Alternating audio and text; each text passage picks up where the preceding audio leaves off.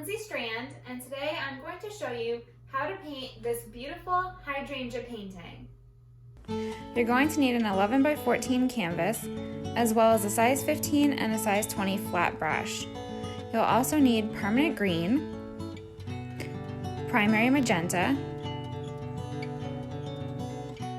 cobalt blue, and primary yellow paint, as well as titanium white. Let's get started. So the first thing that we're going to do is we're going to paint the entire canvas with the primary yellow paint. You want to do this relatively quickly so that when we do our next step, the two colors will blend together. You can go ahead and pause the video here if you need a little bit more time.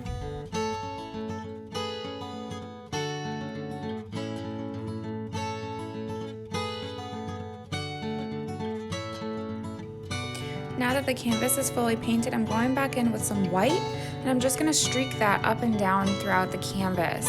I do have some yellow as well, so if you get a spot that's a little too white, you can go back in with some yellow and just kind of blend it in. We're going to do this over the entire canvas, so pause here if you need more time.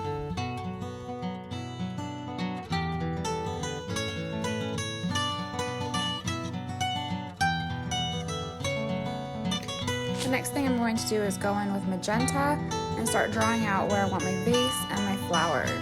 I did start the vase a little bit too far off to the side, so I went back in a little bit later and adjusted that, so you'll see that later on. I didn't have quite so much of it hanging off the page. I also went through and made my flowers a lot bigger just because once I got them on here, I saw that I had a little bit too much negative space. So go ahead and make your flowers nice and big. They're really just circles and they don't have to be perfect.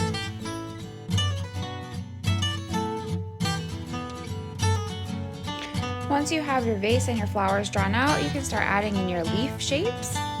So I think I added about 3 leaves to start, but you could add in a couple more if you like. I ended up with more as the painting progressed.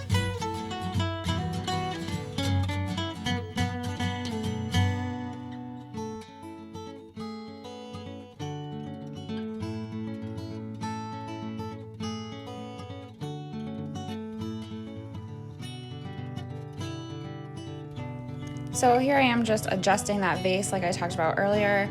It's a good idea not to get too married to any one thing in your painting because we are painting in layers and some things are going to get covered up as we go. So it's good to just be flexible. Now that I have my vase where I want it, I'm just going in and I'm gonna make my flowers a little bit bigger, and I'm also just gonna add some shape to them so that they're not quite so round.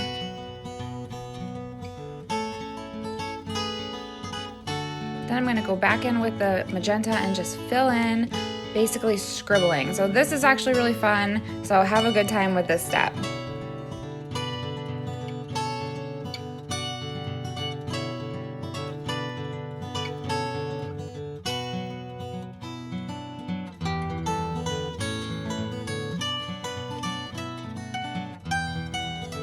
Don't forget to go into the edges as well and carry your painting over. That way, if you finish the sides, you don't have to frame it, you can just hang it right up on the wall.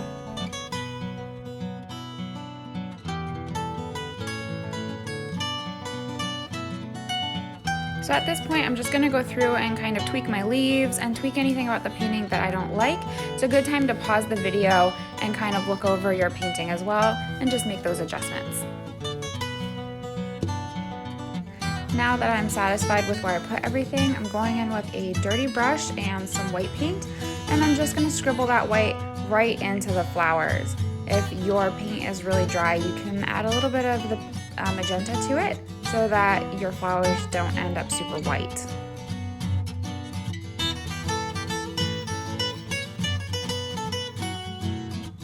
You're going to notice here in a couple seconds that I ended up with some paint drips. I thought I would like the way that they looked, but I didn't end up liking them, so you don't have to worry about the paint drips, about putting those in your painting. Unless you think you want them, then you can go ahead and do that, but you'll see them in a second. I did end up painting over them. The next thing that I'm going to do is I'm going to grab some of the permanent green on my brush. I'm just going to start filling in my leaves, and And you can fill them in right up to the flower, even into the flower a little bit. Don't worry about this because you are going to be painting over those flowers and over those leaves probably many times, so it doesn't have to be perfect. And again, I did go in later and add more leaves, so you can add more if you haven't already. Now is a good time to do that.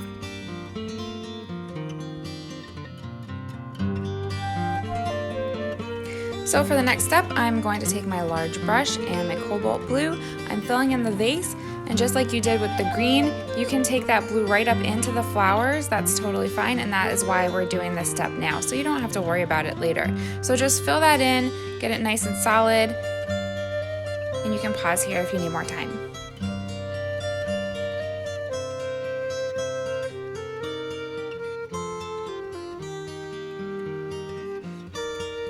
You want to make sure that your vase is really nice and dry for this next step, and you're going to notice that I went out of order here a little bit, but I think that's going to make it easier for you guys in the long run.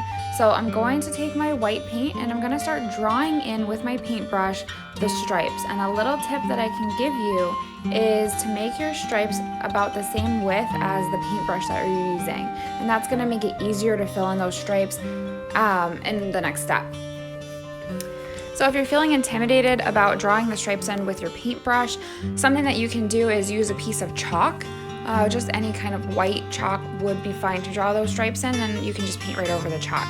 And anything that is left over for the chalk, you just wipe it off with a damp cloth once your paint is really nice and dry.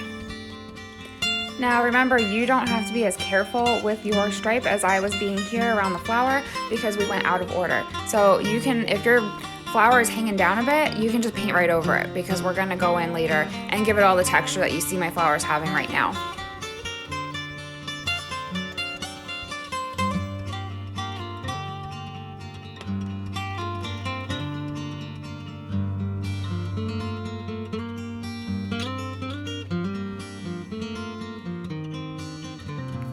So next up, you are going to get some magenta, some white, and some cobalt on your palette.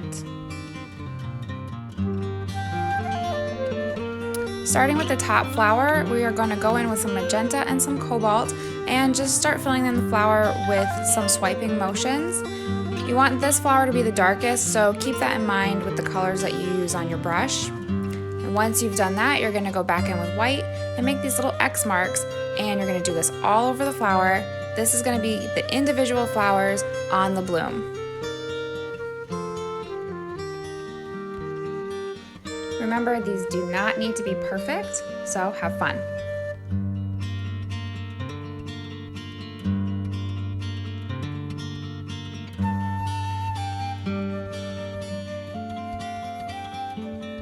So now I'm going to go in and do the same exact thing on the second lowest flower, and just keeping in mind that this one is going to be a little bit lighter, so I'm not going in with as much of the cobalt on my brush here. I'm just really focusing more on the magenta and the white.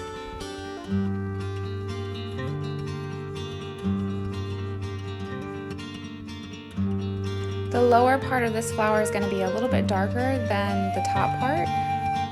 You want to have some variances in color here so that your three blooms don't all blend into one.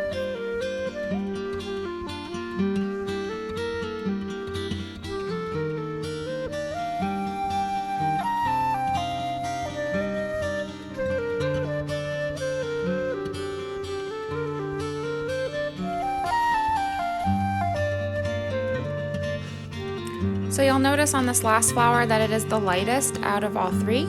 So go ahead and fill that one in. Don't forget your edges.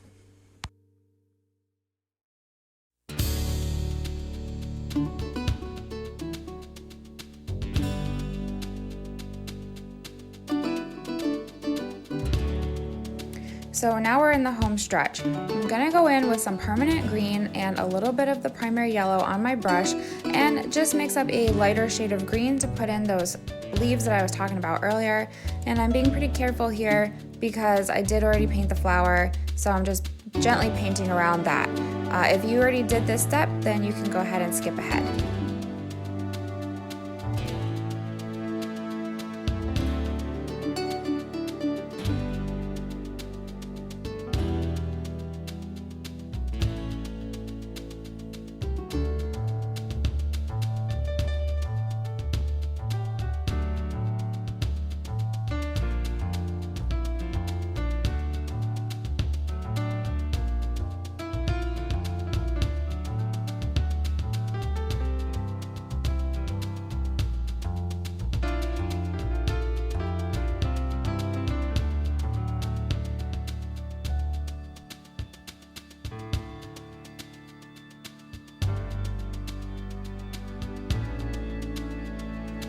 Now that I have all of my leaves where I want them, I'm going to go back through and add highlights and lowlights.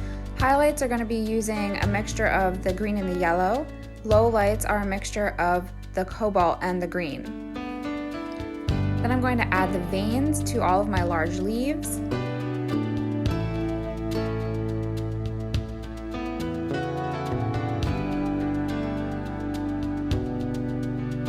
And finally, I'm going to add the last set of leaves in the center of the blooms just to break up some of the pink.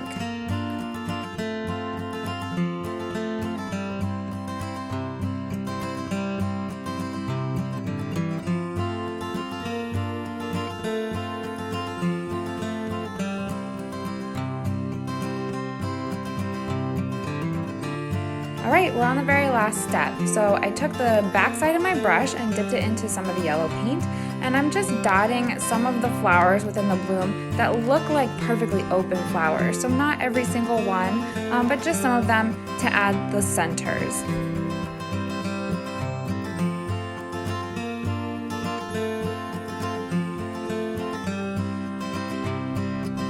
Thank you so much for painting with me today. I hope you had as much fun as I did. If you liked this video, please hit like and subscribe to my channel. As always, you can find me on Instagram at Lindsay Strand Art, and you can purchase my original paintings at Lindsay Strand Art on Etsy.